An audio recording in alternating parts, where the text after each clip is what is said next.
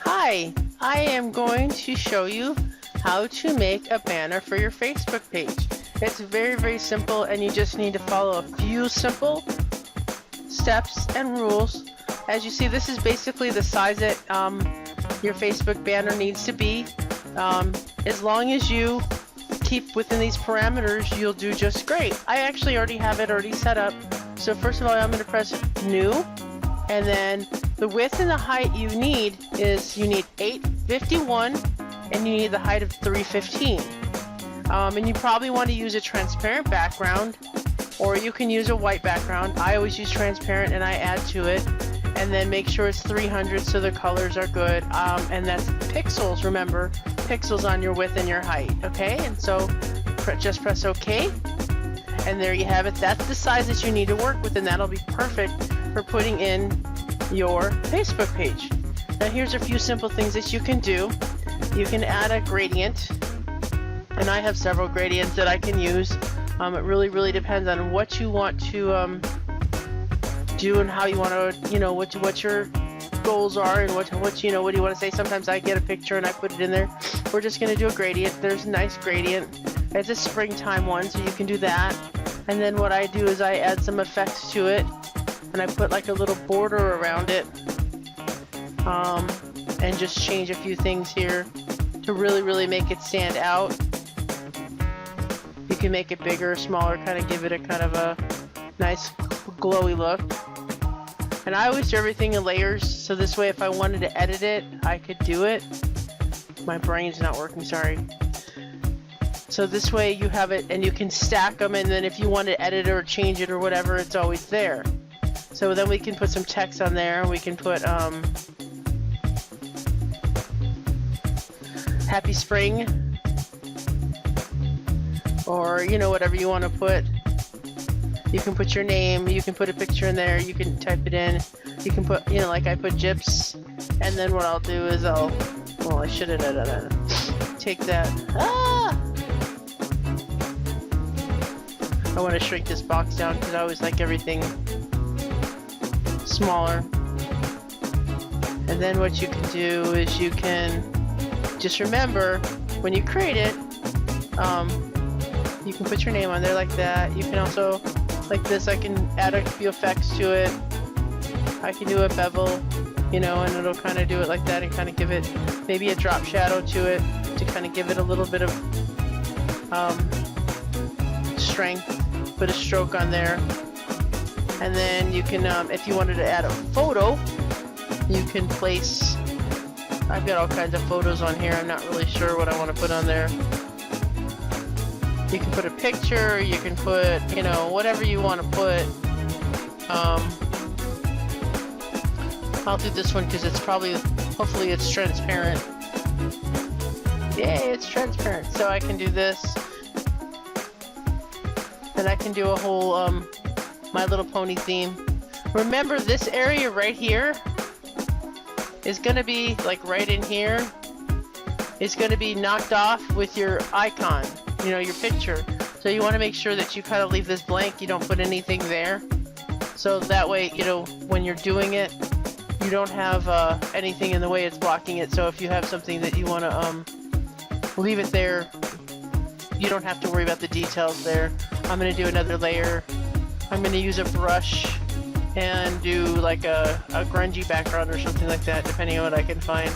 We can do flowers. I have tons and tons of backgrounds, so it really depends on what I want to do. Let me see if I can find something floral or something. Here's a dragon. I don't know which dragons I have. But you can actually, the dragons, you can put like a little dragon right there. That doesn't match, so I'll probably take it off. But just find something that's gonna match like the theme. Let's see, what else do I have?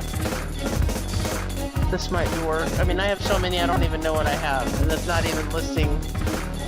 Like, see, that one might work, but you need to shrink it down a little bit because it'll be too big. So I'll put it down, and I can do like a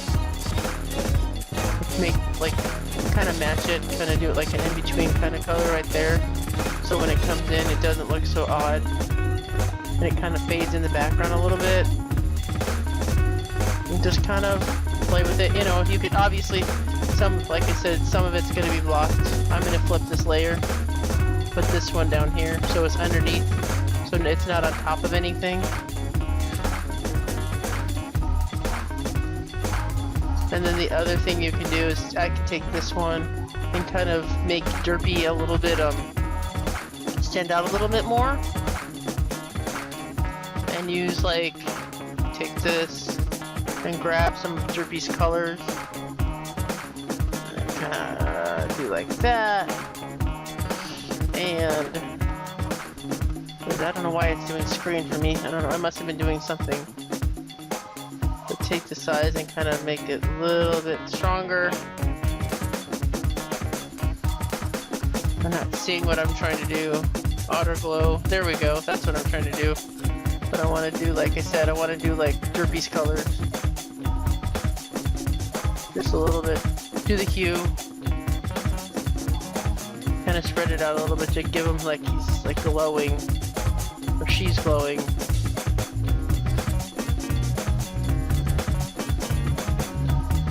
Put a little noise in there.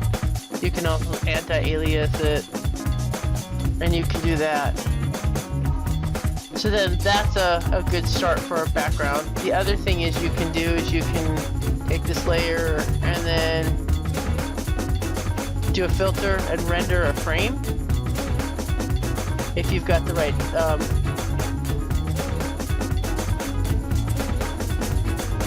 it'll get the right layer. Oh, I didn't get the right layer, okay. It's gonna sit there for a second. There we go. Render a flame. I would probably do like, kind of match, probably that one, because that's probably gonna do really good. So it's not so like, it's more matchy-matchy. You can change it to say like more square and kind of do a thing like that. I kind of like it a little curvy and do say a little bit fancier like this, do it rounded, and you can do like less lines. The angle you can change a little bit so it's rounded. You can change the thickness on it, and it kind of, I like to do the margins way out there because I want it way, I don't want to take away from it. So I always kind of leave it. You can inverse it so it kind of gives it a thicker one. You can kind of lower that. And depending on what you like and what you want to do, you just continue to play with it. I'm not really liking that color so much. I might take that color and maybe do this one. I think that one's a better color for it. Kind of matches better, maybe not. You just gotta play with it and see what's gonna work for you. That one's probably better. And then go there and it'll add that frame. And then you have that, and you've got a frame on there. So it just depends on what you want to do. You can play with it. You could just, if you just want to know the size, if you have a banner, like you have a wallpaper, you just make sure that that wallpaper is 851 by 315, and those are the only thing you have to, the only things you have to do. The other thing is you want to make sure that you save it, like save it as Facebook banner Derpy. And then I'll put Gyps because it's mine. I may make this for someone else, so I want to make sure that I know that it's mine. And then just save it. And that's a Photoshop file, and then what I do is to make it easier, just take the layers and then flatten the image for merge visible, and then save it for web, and it automatically do the colors for it. And you don't have to do anything else with it saved. And it'll save it right in the same directory. I have a particular directory I save all my pictures in. And then you just take this and upload that to your Facebook page.